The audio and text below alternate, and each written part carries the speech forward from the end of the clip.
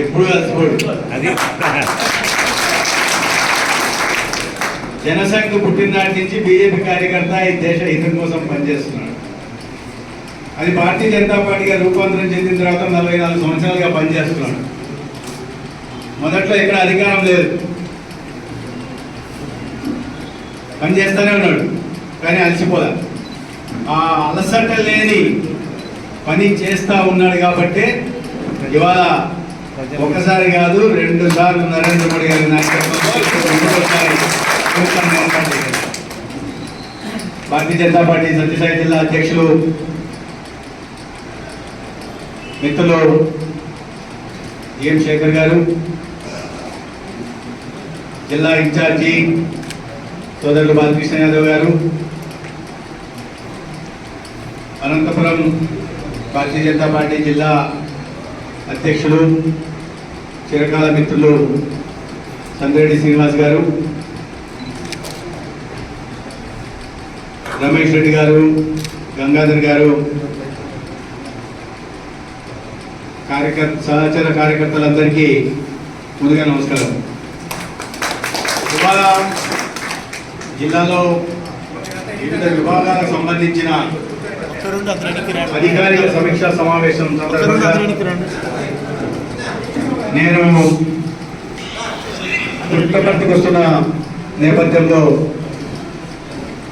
జిల్లా అధ్యక్షులు సాయంత్రం వస్తున్నారు కదా, మళ్ళీ నేను బెంగళూరుకి వెళ్ళి బెంగళూరు నుంచి విజయవాడ వెళ్ళాల్సిన పని ఉంది. అంటే ఆయన అన్నారు కొంతమంది కార్యకర్తలను కలవాలి, అందుబాటులో ఉన్న కార్యకర్తల్ని కలిసే అవకాశం ఇవ్వాలని. నేను అధ్యక్షుడితో ఉన్నా, జిల్లా అధ్యక్షుడు అవకాశం ఇవ్వమని అడగడం ఏంటి, ఆదేశించాలి. కానీ ఆయన ఆదేశించాలనేసరికి నేను ఒక్కడైనా సరిపోనేమో అనుకోని జిల్లా ఇన్ఛార్జీగా పట్టుకొచ్చి ఇద్దరు కలిసి ఆదేశించారు. అది నాకు తప్పే పరిస్థితి ఏముంది, మనసులో ఉన్నది కార్యకర్తలను ఎక్కడ పోయినా కలవాలా, మాట్లాడాలా అని.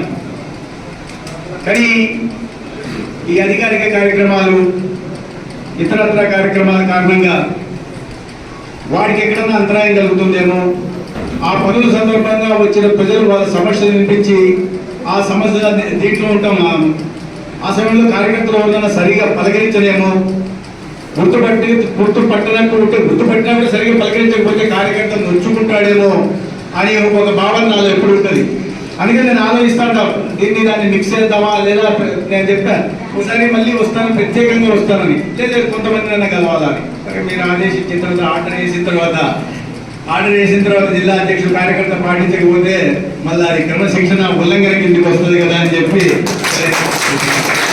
అయితే ఆయన అన్నట్టుగా ముందుగా అధికారిక కార్యక్రమం ముగియలేదు, ముందుగా కార్యకర్తలను కలవడం కోసం దాన్ని ముగించేలాగా చేశారు. దాన్ని ముగించేలాగా చేస్తే ఒక అర్ధగంట అందరితో కలిసి మాట్లాడే అవకాశం కలుగుతుంది అనే ఉద్దేశంతో చేయడం జరిగింది. చాలా సంతోషం. ఇవాళ ఉదయమే చెప్పినప్పటికీ కూడా అందుబాటులో ఇంతమంది కార్యకర్తలు రావడం, ఉత్సాహంగా వాళ్ళందరూ పలకరించడం, ఇంతమంది కలిసే అవకాశం కల్పించడం నేను ధన్యవాదాలు తెలియజేసుకుంటూ మీ అందరికీ కూడా నేను ప్రత్యేకంగా ధన్యవాదాలు తెలియజేసుకుంటున్నాను. మిత్రులారా, ఇవాళ రాష్ట్రంలో పరిస్థితులు మారాయి. భారతీయ జనతా పార్టీ ఒక ఎమ్మెల్యే కూడా లేని పరిస్థితి, 8 మంది ఎమ్మెల్యేలు, 3 మంది ఎంపీలు ఆంధ్రప్రదేశ్ నుంచి వచ్చారు. వాళ్ళలో ఒకడు మీ మధ్య నుంచి వచ్చిన కార్యకర్త మంత్రి కూడా అయ్యే అవకాశం వచ్చింది.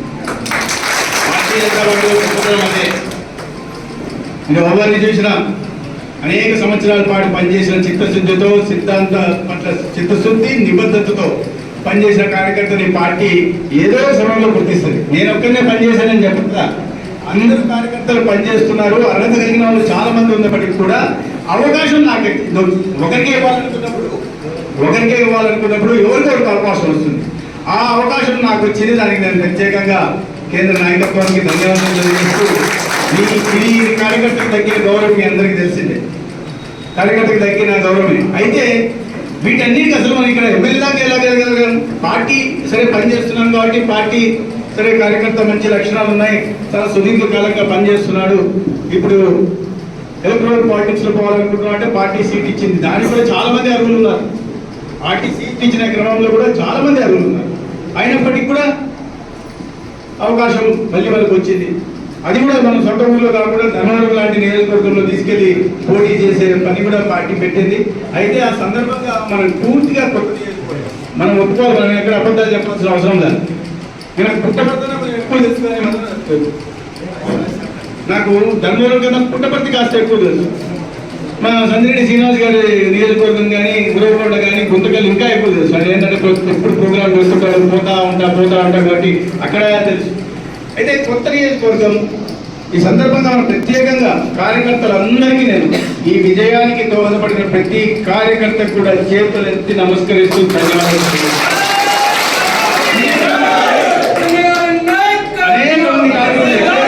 ఎక్కడెక్కడి నుంచో వచ్చేస్తుంది. అందుకే అతను ఎమ్మెల్యేగా ఉండే అతను ఒక మాట అన్నాడు, ఈయన బయట వ్యక్తి ఎవరు లేరు అన్నాడు. ముందు ఎక్కడ పోవాలో తెలుసు, ఏ సందులో పోవాలో తెలుసు, ఏ గుందులో పోవాలో తెలుసు.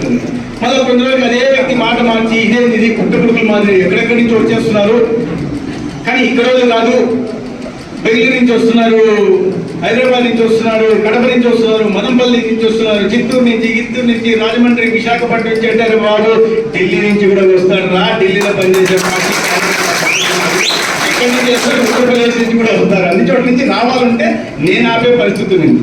అది పరిస్థితి. అటువంటి అతను ఎవరు లేరు అనే వ్యక్తి ఏది చుట్టూ 2000 మంది తిరుగుతున్నారు అనే పరిస్థితికి వచ్చారు.